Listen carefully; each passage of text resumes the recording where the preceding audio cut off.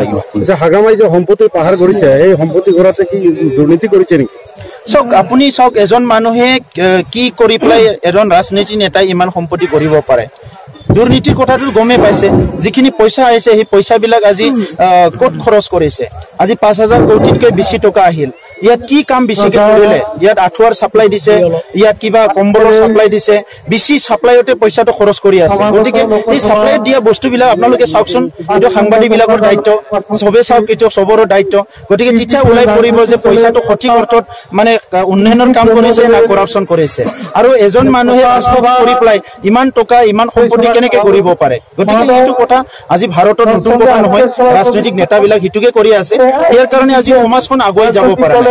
গতিকে ইমান বদলান অঞ্চলত ইমান দৰিদ্ৰ মানুহ আছে, আজি খৰি বিক্ৰী কৰি খোৱা, মদ বিক্ৰী কৰি খোৱা, হাজিৰা মুজিৰা কৰি থকা ইমান মানুহ আছে। সেই সকলৰ কাৰণে তেখেতসকলৰ একো আঁচনি নাই। এইটো আমাৰ কাৰণে অতিকৈ দুৰ্ভাগ্যজনক কথা। ধ্বংস কৰা বুলি কৈছে, এই বিষয়ে কি কৈছে? মহিলাৰে সকলৰ ৰাইজক ধ্বংস কৰা। হয় হয়, এইটো মানে তেখেতে যোৱাবাৰ কৈছে বড়ো জনগোষ্ঠী ধ্বংস কৰা বুলি। বড়ো জনগোষ্ঠী ৰক্ষণাবেক্ষণা উন্নয়নৰ কাৰণে নিখিল বড়ো ছাত্ৰ সন্থাৰ জন্ম।